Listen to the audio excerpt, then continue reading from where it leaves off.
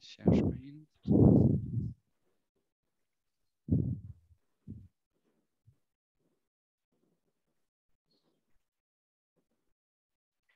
Okay. So maybe, you know, others might join us. We'll see. We'll see. What I'll do is, let me bring up my word list.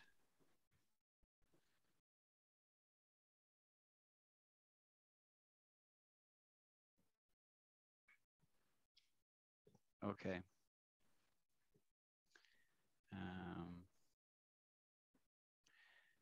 I don't know if I moved it. Monica, can you remember, did I teach not incorrect before? Not incorrect. Or multiple ways to skin a cat. Or a little suspect. Have you heard any of those? I haven't. No. Okay, so I haven't taught that then. I haven't taught them, so that's fine.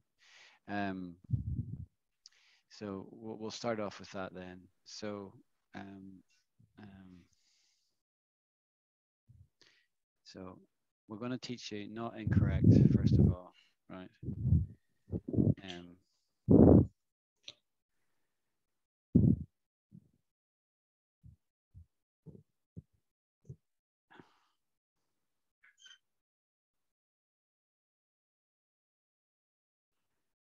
I don't find that even hardly readable, that. So just ignore what you're seeing on the screen and I'll explain this to you, right? So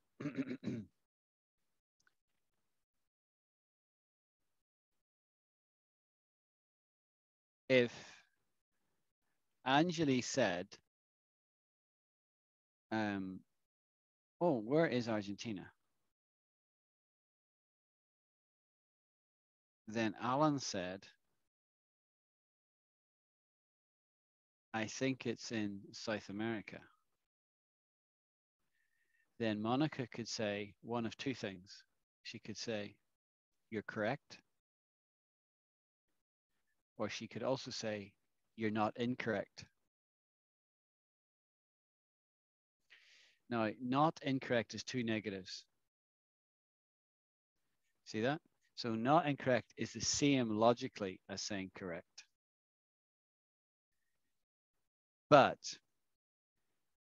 to express a positive with two negatives is more forceful. Two negatives make a statement of greater force than a positive statement.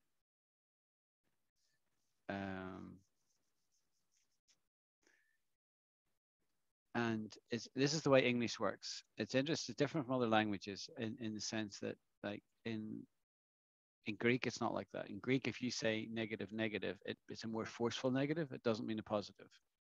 It means like never, never, absolutely not. Yeah.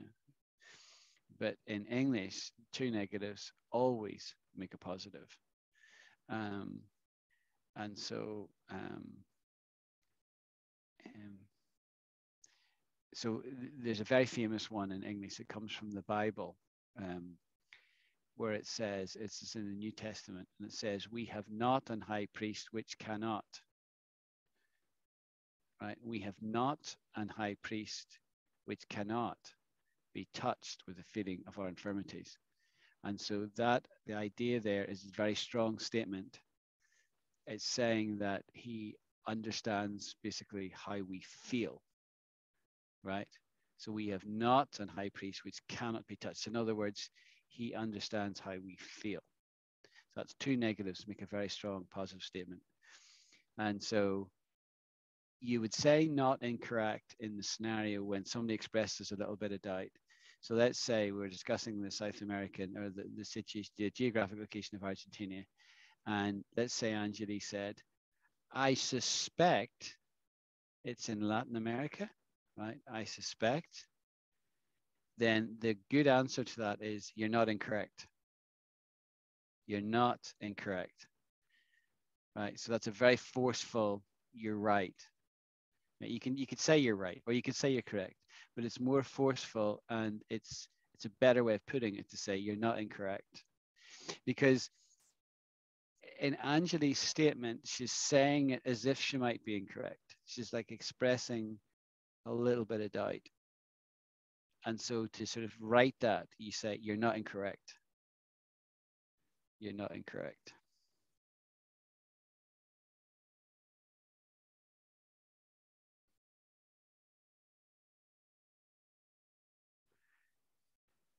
Does that make sense? Everyone was very quiet there. So is that making sense? Yeah. Monica, you're on mute. Does that make sense to you, Monica? You happy with that? You're on mute, Monica. Yeah, it's very similar, I think, in Spanish, at least in Argentina. Okay. Because I heard it's not bad, no está mal. That would be a double negative too. Yeah. But when we say not bad, we don't mean good. See, I was wondering that it's we not don't the mean good in same. that Yeah. particular example, right? Not bad. Let me write this down, right? I'm gonna add this to my list. So it's But you didn't mean that all the double negatives work the same? No, they don't necessarily. So welcome to English. It's just only with not incorrect. No, not incorrect is it works as a double negative. It's normal. It's normal, but not bad. Not bad. What was your lunch like, Alan? It wasn't not bad. That means it's okay, right? It's in other words, it was all right, but it was not anything to write home about. It wasn't special. That's what we mean by not bad. Unless we're being sarcastic, and you can only tell if somebody's being sarcastic by the sense and the tone and the expression on their face. And if they're being sarcastic, and when you say not bad, you mean they're really good, right? So for example, I don't know if Anjali can play the piano, but let's just imagine she can play the piano and she's the most wonderful pianist you've ever heard, right?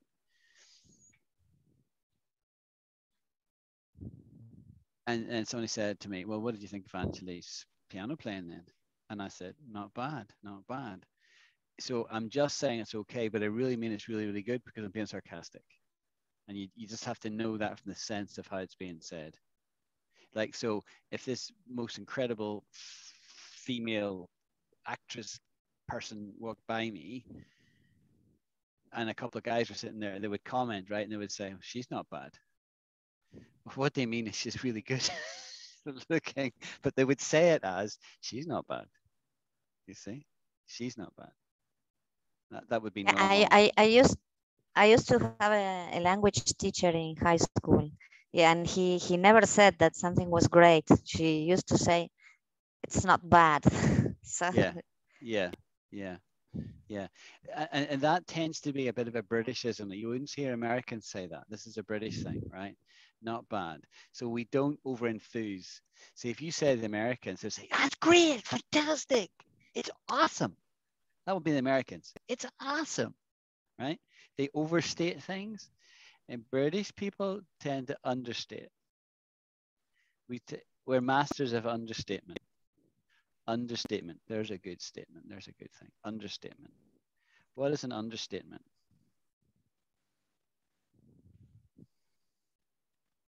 Anyone?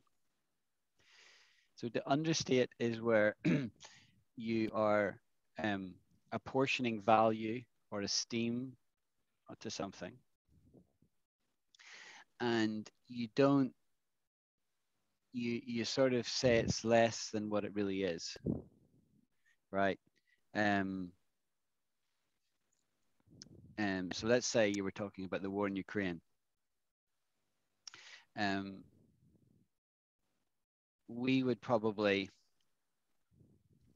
understate it rather than try and overstate it, rather than saying it's. And the reality is, it's egregious, right? Egregious. There's a good word. Egregious, right? It's very, very bad, right? That's the reality. It's it's dreadful. Now, while that is an obvious thing, we wouldn't say it like that. You know, we would say things like, it's criminal, it's awful, it's disgusting, it's, you see. Um, let me look up examples of understatement.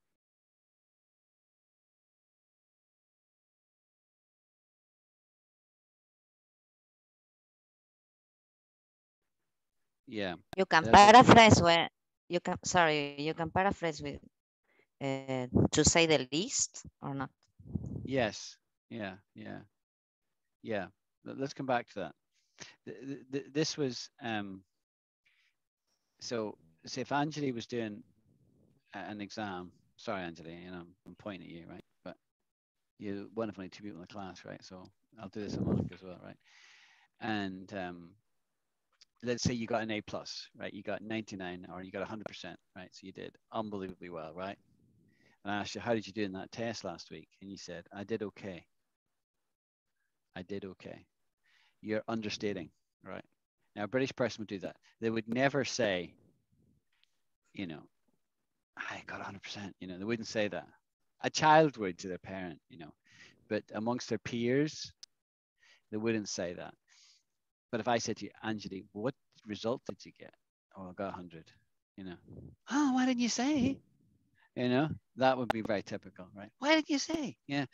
So we do that. We understate and we admire people who understate, especially when they're talking about themselves. We hate people who brag about themselves, which is a very American thing. You know, I am the greatest, Muhammad Ali. I'm the greatest boxer.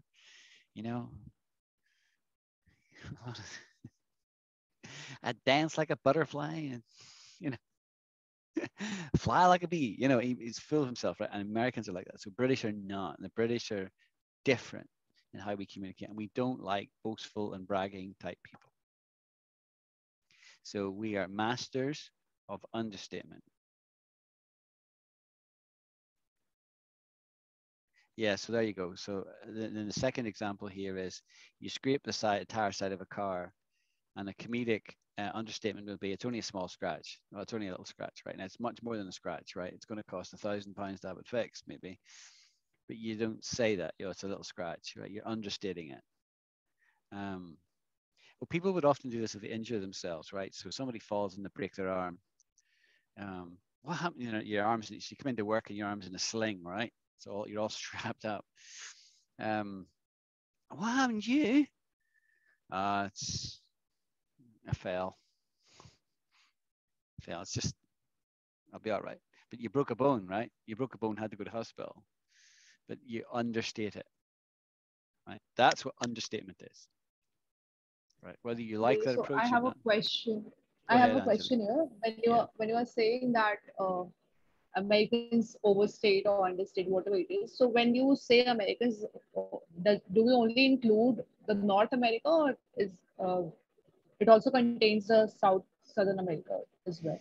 No, I am talking USA, United States of USA. America. Yeah. You know, in Latin America, people are not speaking English predominantly, and I don't know what people are like there enough. I mean, I'm getting to know Monica here in the last few weeks, and I know some of our language friends from Colombia. You know as well, like Alida and Io, right? But I don't know how.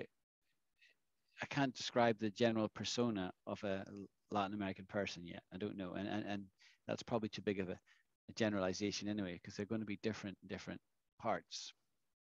I would imagine they're not all going to be the same cut. And even in America, they're not all the same cut. Right? Like some people might be quite humble. There's probably a couple of them, but the most of them tend to be quite braggy. Sorry, quite what? Braggy. They brag a lot. Yeah. To brag is to boast. What? How do you spell braggy? Never Braggy. heard. I've never heard the word either. I just made it up.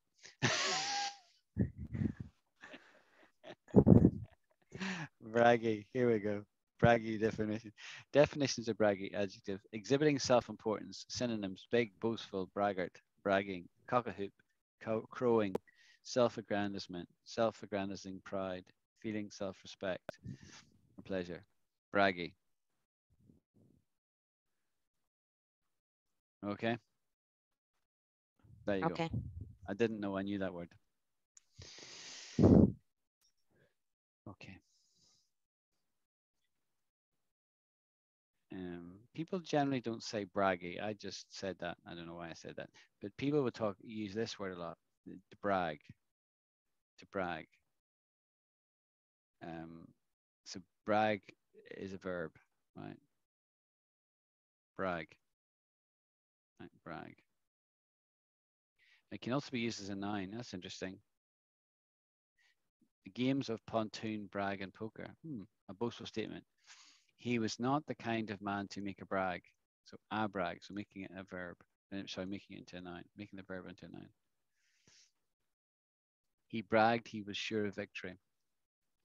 So Putin brags he's going to win this war, right? But I do think, oh, I've got a brilliant example, right, of this understatement thing, right? This is a very famous one, and it's by Mark Twain, right? You know who Mark Twain is? Yeah. So Mark Twain kind of ran out of money, right? And so he went on a speaking tour to Britain. This is in the 1800s. And he's giving speeches and getting paid lots of money for giving speeches and witty statements and stuff like that. And anyway, he got ill apparently. And then there was a rumor got up that he died, right? And it went into the press and it was in the newspapers. Oh, Mark Twain came to Britain and then died, you see. But then Mark Twain wrote a letter to the newspaper, Time or something like that, and said, rumors of my decease have been greatly exaggerated. Right? Rumors of my decease have been greatly exaggerated. Now that's obviously a tremendous understatement, right? Right?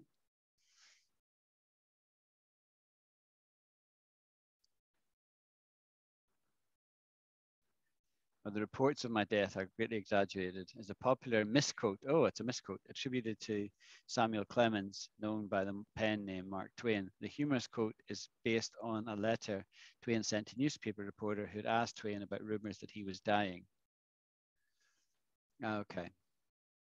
Anyway, so everyone says it like, you know, this is how they say it. Reports of my death are greatly exaggerated, right? So, because you can't exaggerate a death, right? It's binary. You're either dead or you're no dead, right?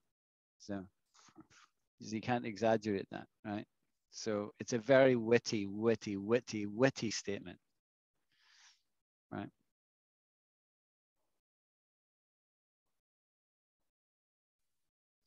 And what does misquote mean? A misquote, a Yeah. misquote is where somebody is saying something is attributed to somebody, and they said this, but they didn't really say that, right? They didn't really say. Actually, that. Mark Twain didn't say this. No, he said something. Well, what this statement is saying here is that what he did was he wrote to a letter, the newspaper, explaining that he wasn't dying, right? Right. But he didn't really write the letter. I don't understand what does it say. He wrote the letter. He wrote the letter, but it sounds like he didn't actually make that statement. Reports of my death have been greatly exaggerated. But okay. when he wrote the letter, it became that. It turned into this. Mark Twain says, reports of my death have been greatly exaggerated. But it says he didn't really say that. That was a kind of like, you know, these Chinese whispers. You know what Chinese whispers are? Yeah. It's a bit an example of Chinese whisper. So I say you one thing, you say a slightly different version of it to Anjali. He says something else to Martinez. Hello, Martinez. And then if I ask Martinez what was I said, it's quite different, right? So it's a bit like that. So if you come around here, Claudia, pop around here for a second. Don't put your mask on just yet. You can look through the camera This is Martinez. Martinez is from Italy, and it's definitely not here. And she's doing some work with my team at the moment. And so this is Monica from Argentina, Anjali from India, Bihar, and Martinez. I don't know where Martinez is from. Martinez, where are you from? Do you want to unmute? Hi. Yeah, hello. I'm from Colombia, South America. Colombia, South America. There you go. Yeah, all over this. Yeah. Hi. We were talking language earlier, so when I said I was having You guys class. are still in office. Still in the office, yeah. It's just So half late. 4. It's just half 4 in sorry. here. It's just half 4. Sorry. Yeah. Yeah. And Claudia's going out for dinner tonight. She's all dressed up to the nines. See you, Nan. Bye. Thanks for stopping by. Yeah, so, okay. So, right, the next thing I want to teach you is a statement. There are multiple ways to skin the cat. Anybody heard that before? Anybody heard that? No? Oh, good. There's multiple ways to skin a cat, right? Now, sorry for any cat lovers here on the team, right? There's more than one way to skin a cat, right? Means there are many ways to do something. There are many ways to achieve a goal. The oldest known use of the phrase dates back to 1854 in the work Way Down East, or Portraitures of Yankee Life by Seba Smith. So somebody at one stage in the past, obviously this person here, said this, or said that there's multiple ways to skin a cat, or there's many ways to skin a cat, right? Meaning there's lots of ways to achieve this, right? So, Alan, you're going to Argentina, yeah. Well, how are you going to get there? Well, there's multiple ways to skin a cat, right? You wouldn't use it in that example, but you know, I could get there by plane and by boat or by motorcycle, right? It's multiple ways to skin a cat. You would typically use it where something is difficult. And you just want to say that there's multiple ways to achieve it, right? You know, there's multiple ways to skin the cat. This is a very maybe overused expression. We said a lot.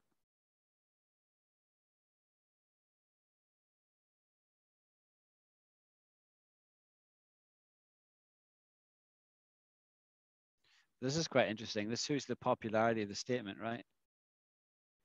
Ways to skin a cat. You know, if you look at this is 1960, 1980, 2000. Look at that. So it's become very popular over time.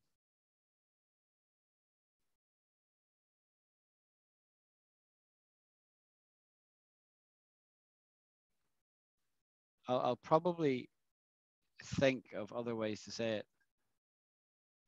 So look, here's Mark Twain we were talking about earlier. Even Mark Twain got in the action with his history, Connecticut Yankee in King Arthur's Court in 1889, when describing the church. She was wise, subtle, and knew more than one way to skin a cat, meaning there's more than one way to get what she wanted. There you go. Got lots of Mark Twain today.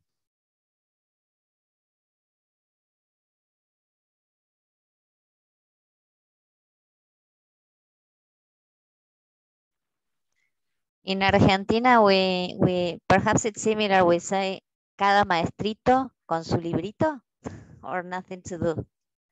Okay. Interesting. Very interesting. Right. I'm going to try and move this window. What if I move it? No.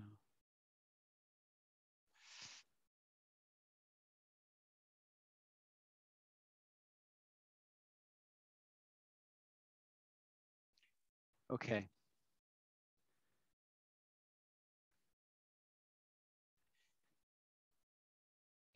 Right. Yeah, right. excuse me, teacher.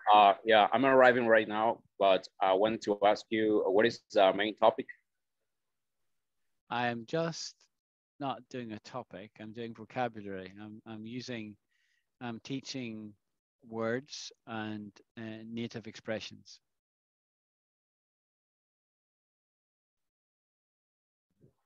Okay, So, got it. you're okay, okay. So the next one I'm going to teach you is a little suspect.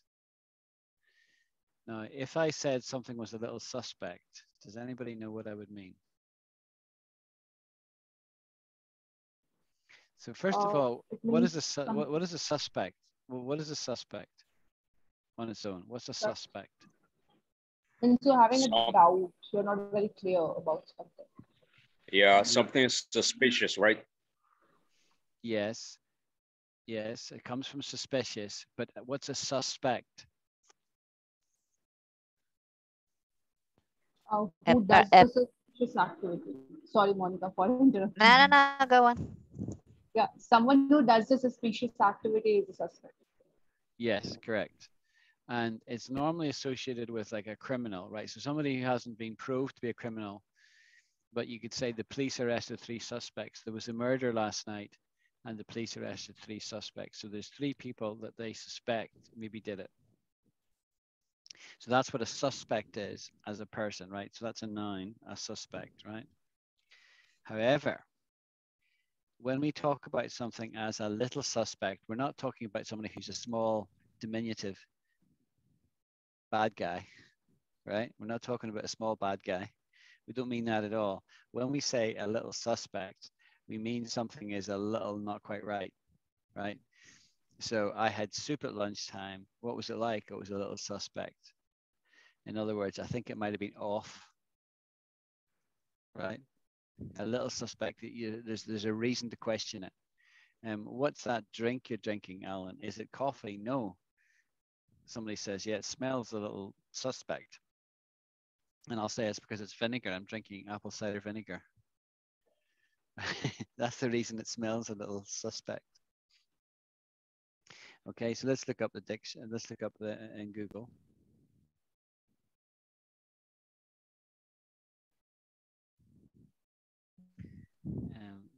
I just want to make my window so that I can see it on my screen.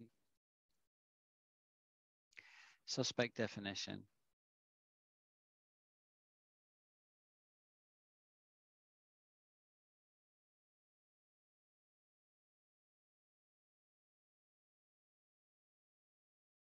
Should. Hey man, I thought you died and gone to heaven. Hello, sir. How are you? I'm very well, thanks. Good to see you and hear you. Yes, sir.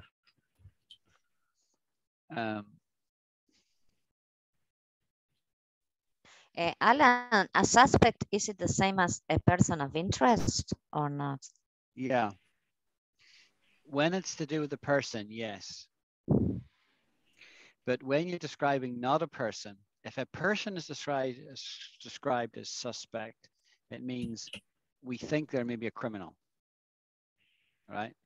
But they haven't yet been indicted. They've not been judged in a court of law, right?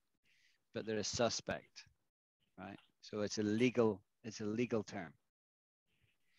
But when you describe an object as suspect, what you mean is you are questioning its condition, right? You know, you could describe a car, you know, that secondhand car is a little suspect. I wouldn't buy that. It's making a loud, there's a banging noise coming from the engine. It's a little suspect. What you're meaning is it's not quite right. There's something about it. So it could be food. So if food is described as a suspect, it's a little off. If it's a car, it's something's wrong with it. The condition, it's used to describe the condition of anything. If it's a little suspect, it's questionable.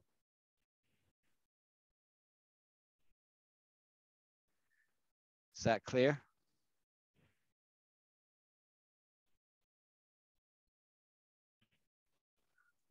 Yeah, of course. Okay. This is a good one to know. Now I'm going to teach you another word that we use to mean the same thing. and that is describe something as fishy. Fishy. Right. So it could be relating to resembling a fish, obviously, right? A fishy smell. But here's how I'm using it here. Informally, definition, arousing feelings of doubt or suspicion. I'm convinced there's something fishy going on here, right? And then you see how I'm using it just like the word, I used the word suspect a moment ago, a little suspect. So if something is fishy, it's got nothing to do with fish. I mean, it is of it here, right? But you can describe anything as fishy. What's that company like? It's a little fishy. What's that guy like? He's a bit fishy. I would avoid him. What's the new manager like? Oh, he's a bit fishy, you know? Right? You're expressing doubt, but you're not being concrete about it. You're not saying he's a liar, or you're not saying he's dishonest. You're just saying, I don't know. I can't put my finger on it. There's a good one. I can't put my finger on it.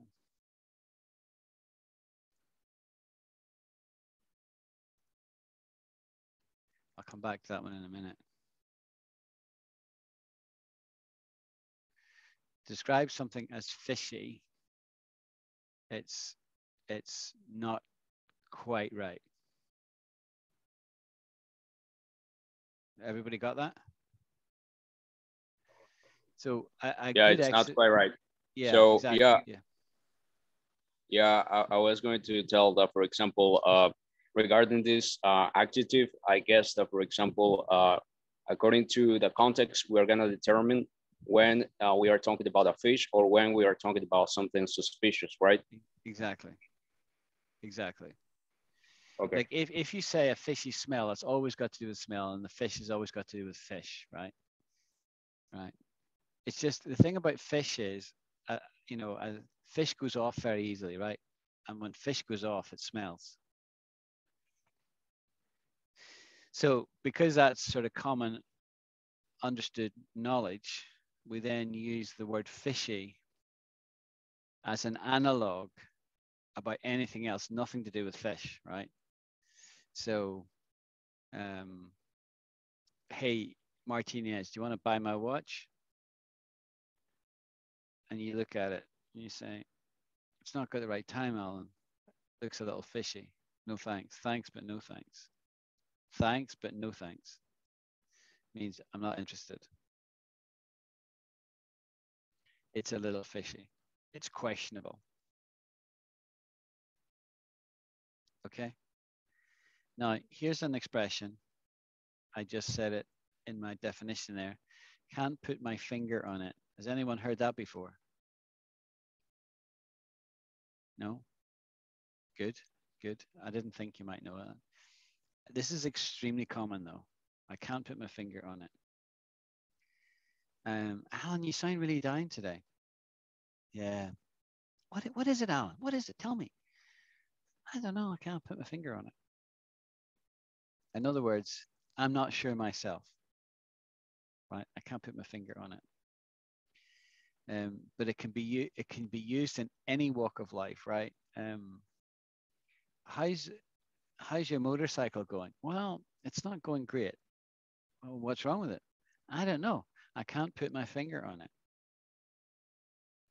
So if you can put your finger on something physically, like I put my finger on the handle of this cup, right? I can know what it is. See? It's the handle of my cup. But if I can't put my finger on something, I don't know. I just don't know. I don't know what it is. So let's look this up. And that's what the web says. We use this expression to say that we can't explain or fully understand something. There you go.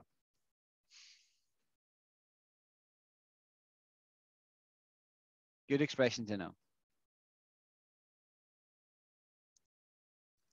Hey, so do you enjoy the job? Yeah, and yeah, I imagine that we can use this expression for meaning that something is questionable or something unclear, or maybe something that we cannot fully comprehend, right? Yes, yes, you're very warm, right? But it's not questioning the integrity of something like we are when we say it's a little suspect or it's fishy. Both those are saying there's something's wrong there.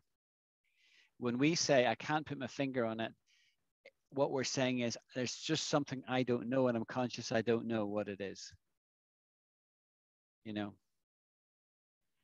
So it is not knowing the root cause of the thing, whether it is positive or a negative feeling. Yeah, it's a good question. It can be either, right? Oh, I've been getting these headaches recently. You know, it's just. Oh, that's terrible, huh? What do you think it is? What do you think's causing these headaches? I don't know. I just can't put my finger on it. Right? I don't know. I don't know. Right? I'm not questioning the integrity of something. I'm not saying something's a poor quality like I am with fishy, or if I say something's a little suspect. I'm just saying I just don't know. I just don't know. That's what I'm saying. And I could say that I just don't know. But we say I can't put my finger on it is more expressive when there's some doubt. Yeah. I can't quite, or we might say, I can't quite put my finger on it. Okay. This is a really good one to know. Right. Next one is really easy. Yeah, but got I don't think you'll know this, right? If I told you to pipe down, what am I asking you to do? Pipe down.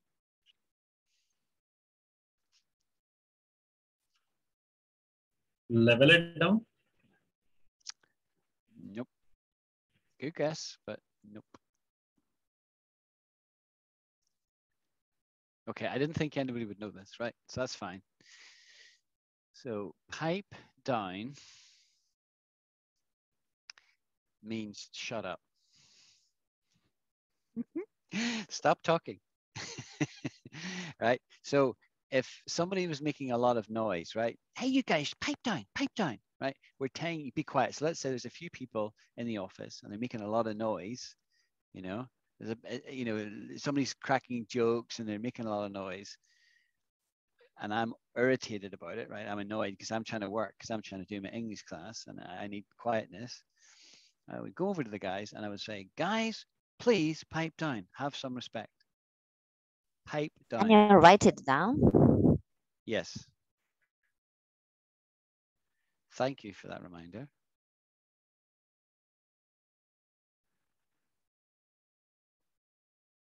Stop talking. Be less noisy. Simple as that. Dead simple. Right? It's dead simple, but you didn't know it. And that's good because I didn't think you'd know it. Right? Is it common? Yeah, very common.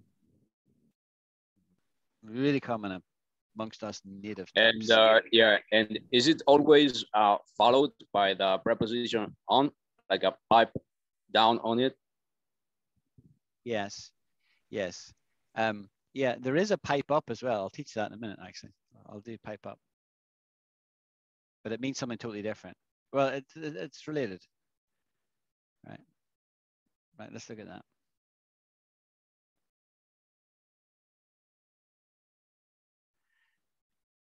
This has got a very specific meaning too. To say something suddenly. When she does pipe up, it's definitely worth listening to. There you go.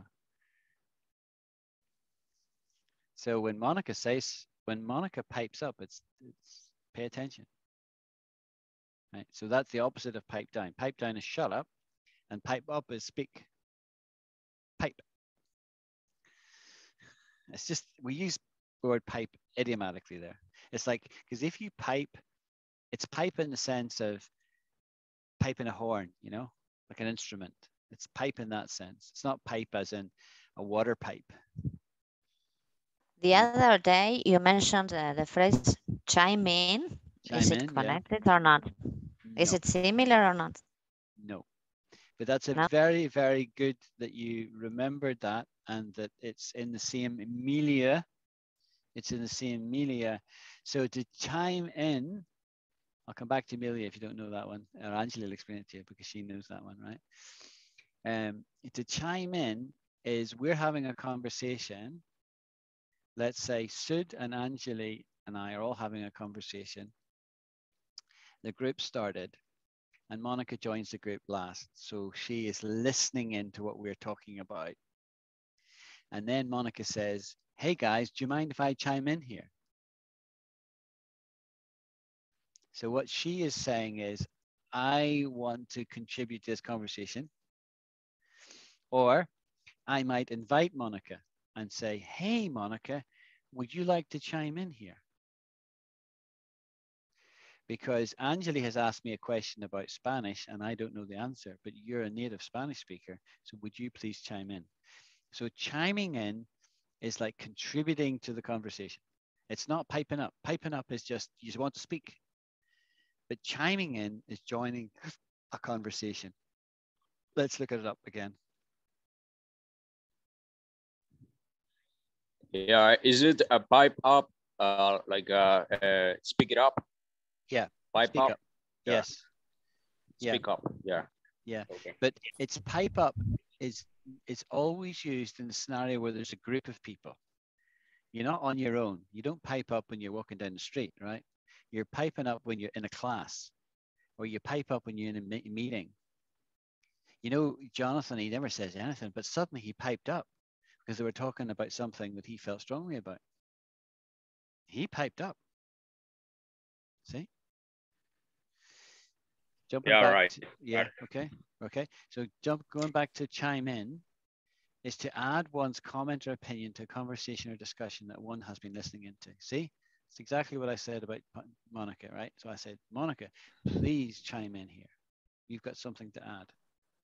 To chime in. It's a nice expression. Are both British only, or? No, well, you just anticipated what I'm about to say next, because this is coming from the Merriam-Webster, which is an American dictionary. No, it's not British. Yeah. It's Americans would say this and British.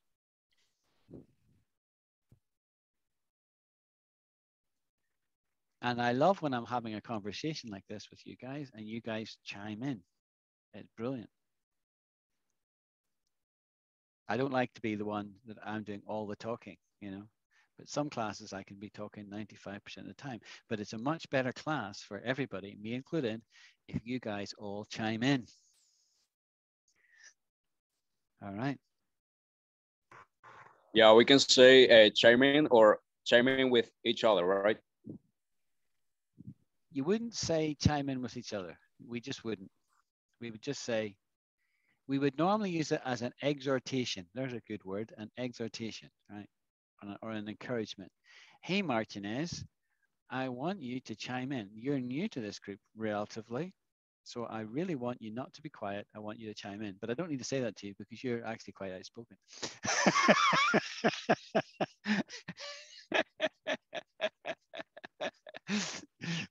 This is true, right?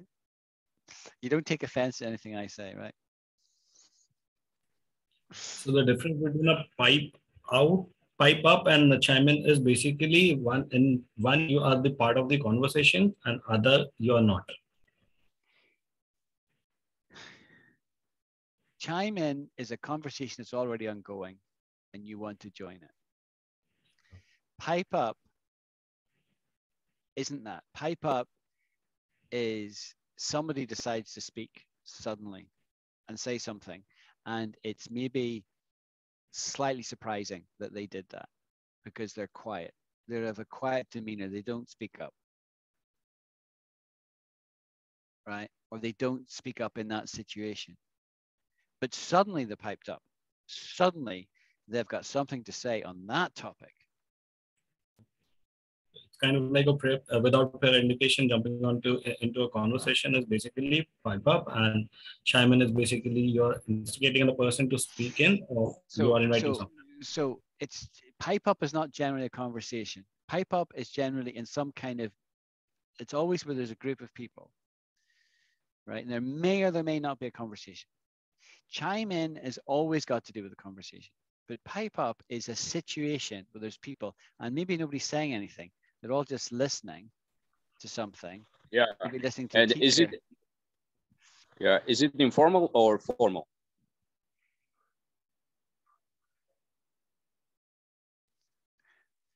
that question doesn't really compute with me, right? It's neither formal nor informal.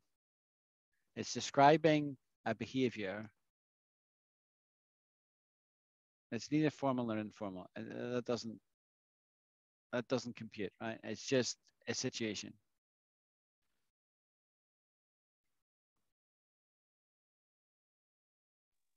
So that means that I can use it informally and formally at any situation, right? Yeah. So we and English speakers don't tend to distinguish between formal and informal as much as Spanish speakers do.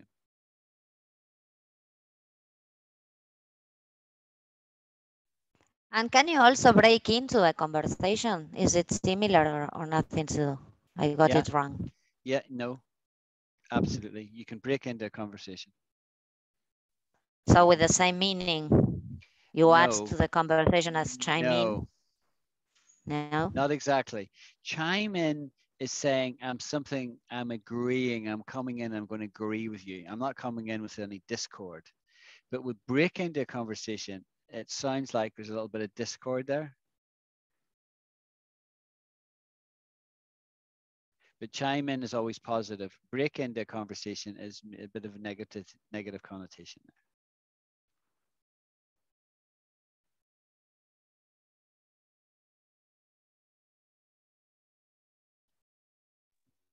Yeah, that's great. I think that by kind of like using them, we can also get like expertise using those phrases and expressions, right?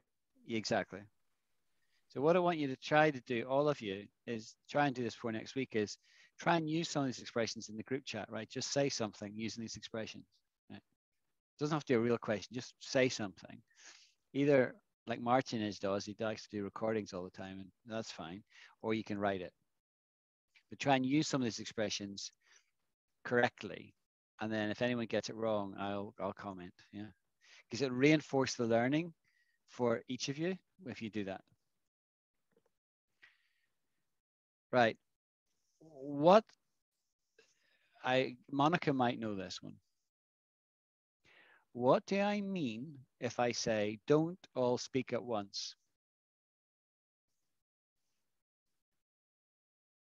Don't all speak at once. Anyone heard that before? I mean, I it's have. quite self-explanatory. I mean, if all of we are 5 members in the group right now, and if all of us are speaking at the same time, then it's like a fish market. That's So, correct.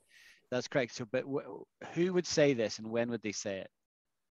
Teachers. Yes, Monica. See, that's why I knew you would get that, right?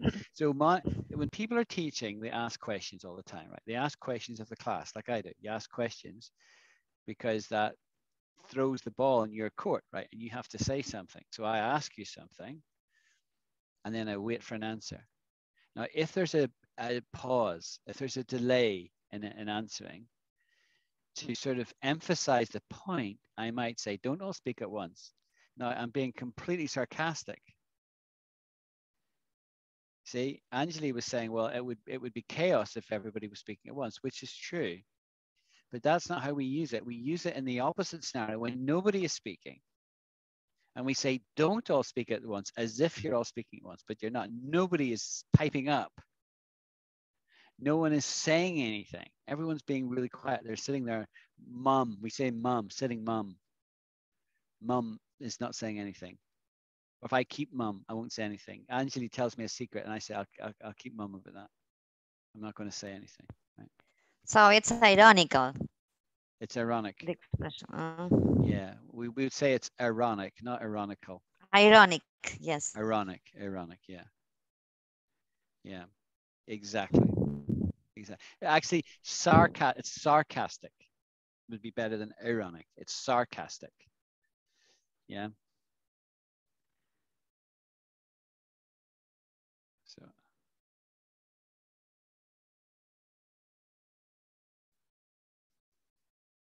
Marked by or given by using irony in order to mock or convey contempt.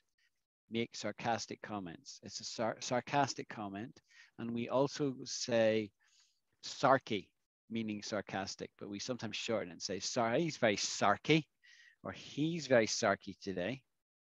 Sue's very sarky today. He's making lots of snide comments. He's very sarky. So sarcastic. Now, the sentence "Sud is very sarky" as an ironic sentence. Yeah, I'm just going to try and look up the difference between irony and sarcasm here, because these are slightly different.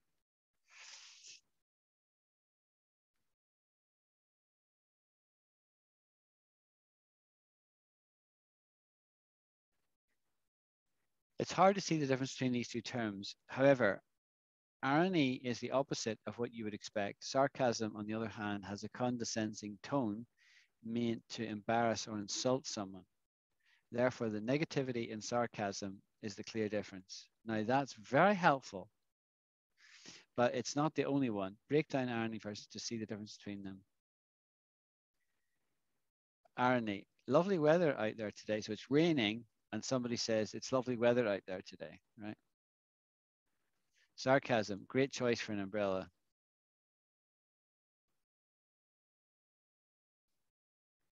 So irony, think opposite. The reason why is due to the definition of irony, which is when the opposite outcome of what you expect happens. It sounds a bit confusing, but irony is quite easy to understand. For example, a stylist is teaching a course on safe clipper usage and accidentally shaves a person bald right down to the center of their head. It's ironic because it's the opposite of what you'd expect to happen in a clipper security course, safety course. Sorry, my little Spanish friend Toucan has been changing my English into Spanish here on the fly. I'll turn it off. Okay. So irony is opposite of what you expect. That's ironic. But sarcasm is the same, except that there's a negativity associated with it, right? Negative.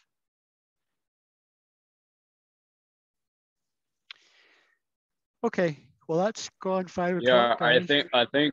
Yeah, I think that, for example, a sarcastic or sarcasm is kind of like this phrase that you direct toward other person, right? To make them feel discouraged, right? And Yeah. ironic is about the situation, right? More Yes. like about that condition, right? Yeah. Yes, all of that's true, except that in sarcasm, you're not always putting somebody down. You just might, I might make a sarcastic comment, but I don't hear it about Martinez, but I don't put it, I don't say to you, I just said to Angeli. Right. And Angeli might be very unimpressed with me because I said that, because I said something behind your back and you didn't get a chance to defend yourself or hear. So she mightn't like that behavior. So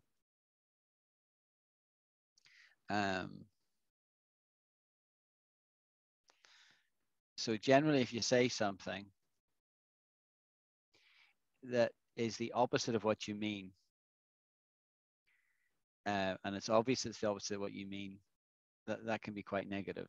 Yeah. So if I said about somebody in the class, they're really, oh yeah, they're a really strong student. But I didn't mean that. I meant the opposite. I mean, they're a very poor student, right? I'm being sarcastic in saying that. And you'd have to know from the tone of my voice and the situation, if I was, you'd have just to really read the situation to understand that. But in general, we don't like sarcasm. We don't, it can be used sometimes in a witty situation, but somebody who's always sarcastic, we don't enjoy that. I think that because what you want is to hurt the other person. That's or correct. to make him feel, and with irony is not the case. Absolutely. You got it. Right. Okay, the last expression we'll do today is a French expression that's made its way into English, and it is c'est la vie. So I reckon Monica will know this one. Easy peasy. Not sure about everybody else. We use the same expression here. Do you? In Spanish? Yeah, yeah. Okay. Sid, what does it mean, c'est la vie? Oh, no, sir. Okay. So you just recently got a new job, right? You were doing an I interview. think I can recall it. I remember that. It's life or something. It's like Yes, yeah. See, Monica, I told you she was a good student, didn't I? Yes. I it didn't means- get what you said. She said it's something to do with No, life. what you said. What I said, couldn't under- I told you earlier that Angeli was a good student. Okay. Remember? Like, and she's remembering a class about 6 months ago or more, you know? Yeah. It literally means it is the life. Say is it is. La, the, vi. C'est la vie is life. C'est la vie. Right? C'est la vie. It is the life. So literally it means that is the life. And it means, what does it mean? It means, yeah, that's the way. We also say that's the way the cookie crumbles. That's the way the cookie crumbles. And that means the same thing. Right? It just means like, so let me get the example I was going to use was, hold on, I just need to, my computer has logged me off of something. Then can you write down cookie crumble? Yeah, I'll do it in a minute. Okay. Right. I was going to use the example of C'est la vie here with Sid, right? Sid recently applied for a job and got the job, right? Congratulations. Now, if Sid had not gotten the job and he came to me and says, oh, sir, I didn't get through, I didn't get the job, I might say in response to him, c'est la vie. That's life. You know, you don't win every game you play. You don't get every job you play for. That is life, mate. You got to get used to it. You got to take the good with the bad. C'est la vie. That's how you would use it. It is what it is. It's the same. It is what it is. It is It what is it is. Yeah.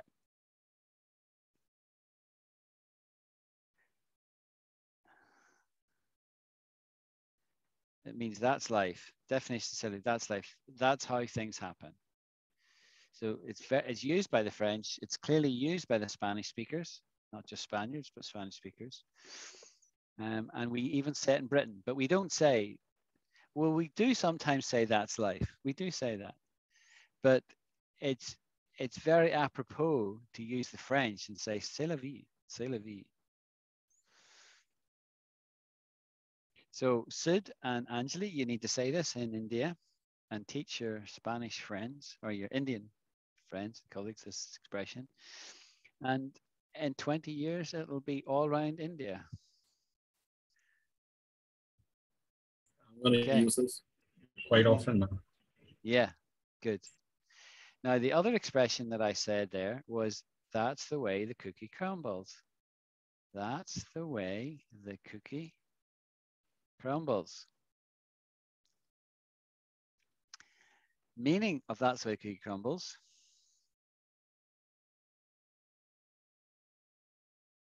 Said when something slightly unlucky has happened. Thank you very much. Something unlucky has happened that could not have been prevented and so must be accepted. So likewise, when Sid, let's say, didn't got his job, he did get his job. Well done, Sid. But if he didn't get the job, I might just say that's the way the cookie crumbles.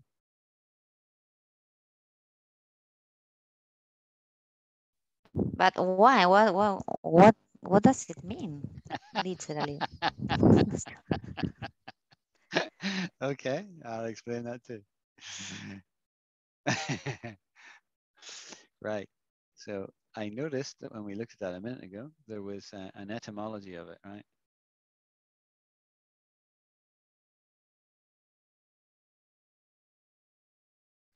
The origin of this expression is unknown, but has been in use since at least the 1950s.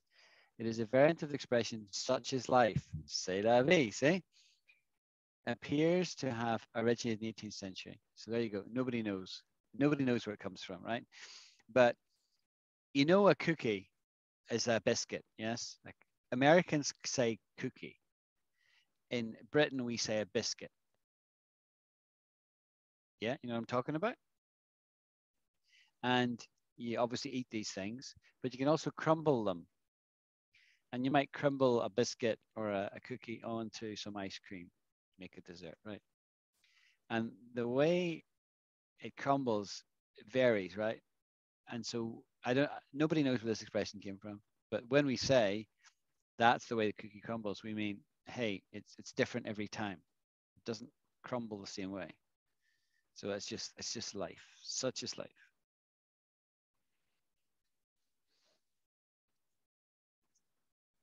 Oh, I was planning a barbecue tomorrow, but you know what? It's going to rain. That's the way the cookie crumbles. C'est la vie. Such is Is it life. common also? Very, very Okay. common. Super common. So both expressions mean the same thing, right? C'est la vie, and that's the way the cookie crumbles, right? Yeah, yeah, yeah.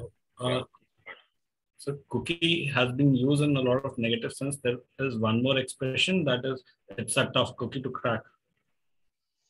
Very good. Very good. Yeah. So, well, this is the last thing we'll do, right? So basically, tough cookie. Somebody asked me today, it was EO actually asked me what tough love meant. But I'll answer that in the group chat so that everyone gets the answer. First of all, a tough cookie is describing a person, right? She is a tough cookie, right? Which means extremely resilient.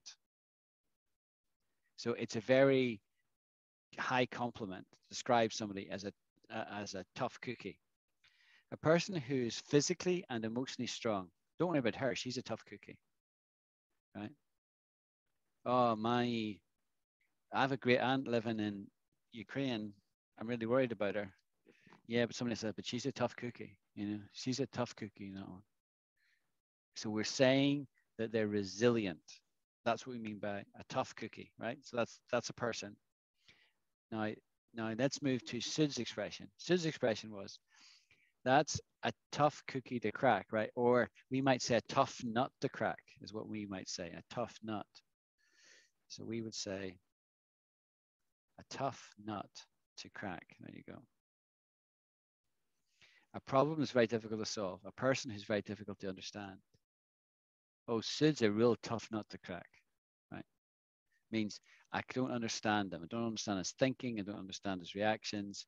He's enigmatic. He's an enigma to me, right? So I would describe you then as a tough nut to crack, all right?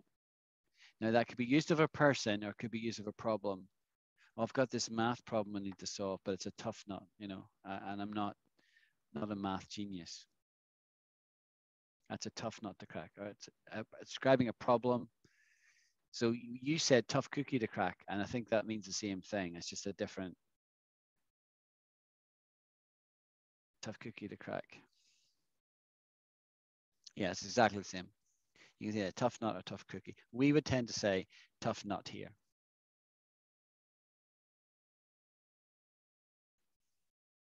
Okay, guys, I'm going to time out here because I'm in the office and I need to spend some time with one of my staff. Hope you enjoyed. Yes, sir. And I'll see you all. I don't know if I'll be able to have a class on Sunday because I do want to go away on holiday next week and I'm not sure when we're going.